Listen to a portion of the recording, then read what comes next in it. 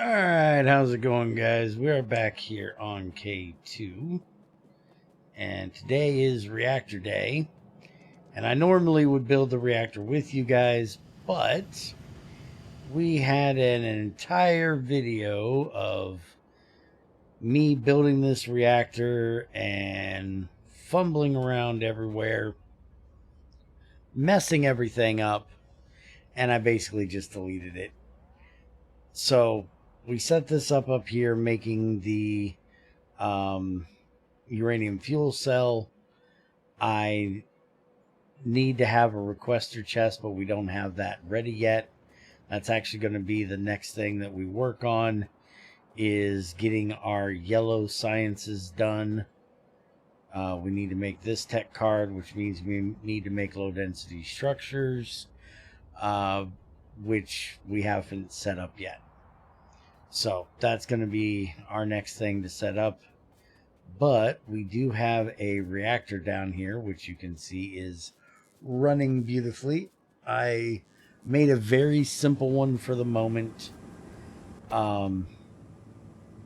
It's still going up on heat even when it's running full power. I'm going to put in some more heat exchangers to deal with that. But I've been working on trying to get this circuit working for about the last hour and bashing my head against the wall trying to figure out why it wasn't working. Well, I used this blueprint that I had in here, which you can see is now missing. Well, now we're going to put a new one in there that I just made in the last one, because the one I had saved in there was backwards. So let me try to explain to you what this circuit is all about. If you've seen the 248K series that I'm doing, which I need to get back on and finish, Overmind came in and helped me set up this little circuit network here, which is basically to only feed the reactor when the reactor doesn't already have fuel in it and we're low on power. So if we're not low on power, it's not going to send fuel in. And if it's already has fuel in there and hasn't output a spent fuel cell yet, it won't put another one in.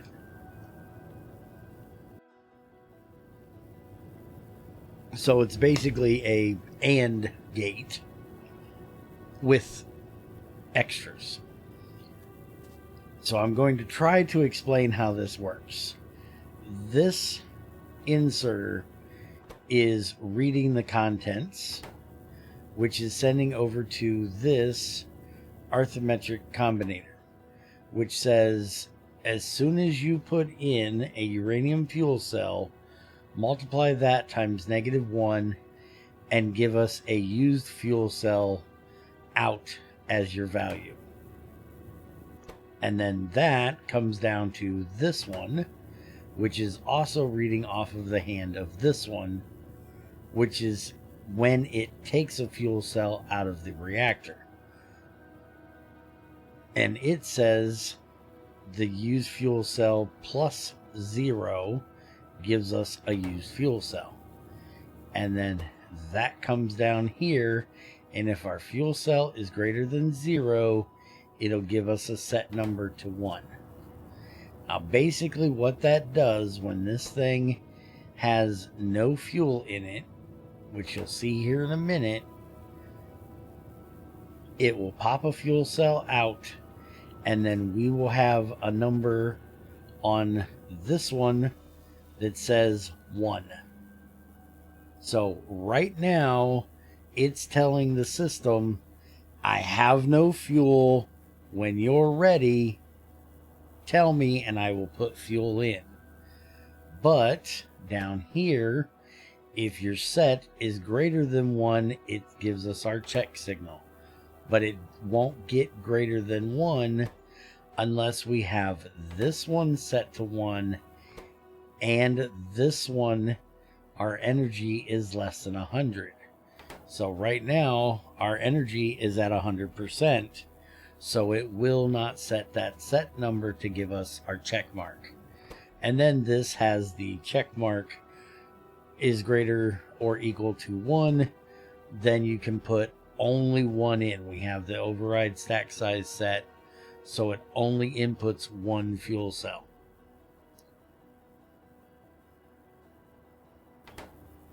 And so that keeps everything going, and we have enough solar around here that during the day our solar does all the work. But then at night, as the solar goes down, our turbines kick in, our steam engines kick in, which is the next thing we need to do. Is we want those to be emergency only. And they only put out about 30 kilowatts. So they're not even that great for emergencies. But we do need to set them for emergencies. I may even just deactivate them completely. Because really they're only giving us a trickle of what we need. But then when nighttime hits, these kick on. They start dumping all of that heat into power, which I'm going to go ahead and basically copy this. And we're going to put in another set of 2 of them on each side. We're currently at 160.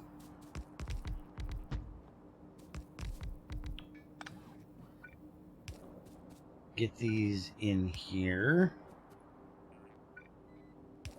like that. Get our water over here like that, because we basically want it to be able to dump the heat out of here as quickly as possible. So even if it's above what it can make, it's still fine. As you'll see right now, it's starting to run. Our turbines are coming online. See, these are coming on. I'm going to go turn them off because our solars are going down. But we're not hitting our accumulators yet because these are still coming up. We got to hit 160 before they're going to get there.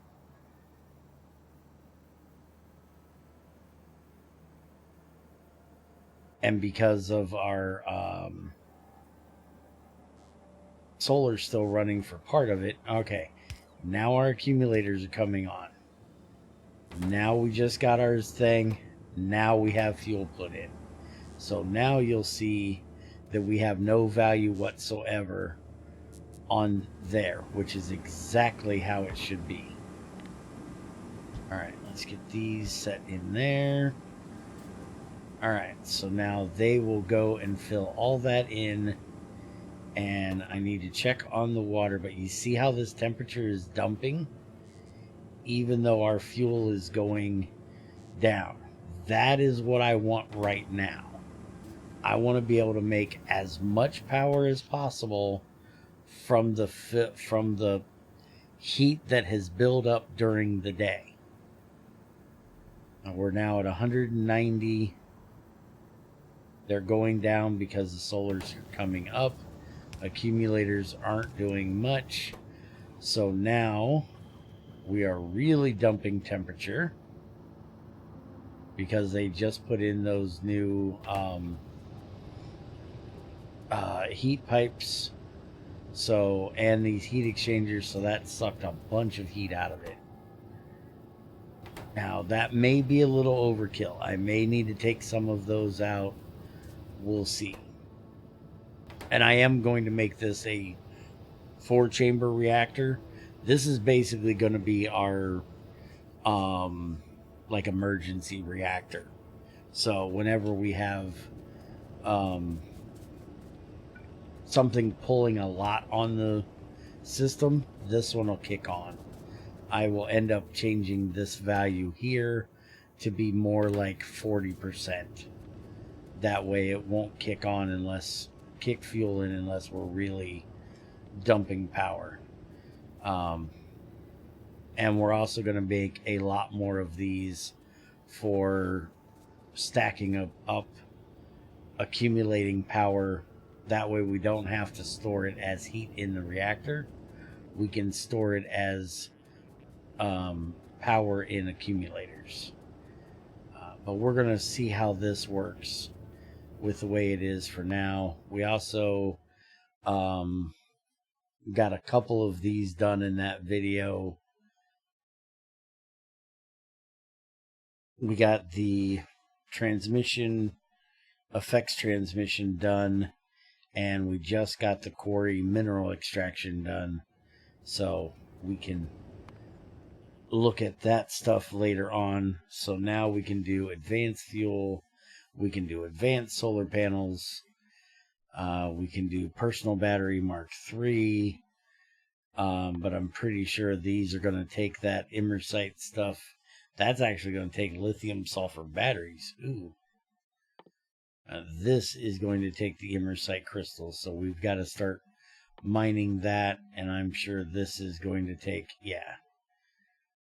so I'm actually going to hold off on the research right now because we've got enough that we actually need to get done. For anybody that wants to use this blueprint, if you like the idea of not storing steam in a tank, I will put in the description down there this string right here, and you can have the blueprint. Just remember, you got to put one fuel in the reactor to get it started, and then it'll automatically go on its own. And these will need to be changed out for the blue one and the purple one, the requester chest, and I don't remember what the other one is, where the bots will come and take it away. And then that'll be they will take these away so we can set up a place that'll have a requester chest. Technically, you could put a buffer, one of the green ones, here as well. That just is a buffer for those, and they can pull from that as well. Because we'll have a requester chest up there. But the important thing is that this one right here needs to be a requester chest, so they'll bring the fuel down from up here. That's the only thing that we'll need to change for that string. But that's going to be it for today, guys. I hope you guys are enjoying the series. If you guys are interested, we have started doing ABCs again. Angels, Bobs, and Clowns, streaming in the evenings over on our Twitch channel. Link is in the description here if you'd like to go follow us over there and check that out if you're not already. Having a lot of fun with that, and we just got done doing the BZ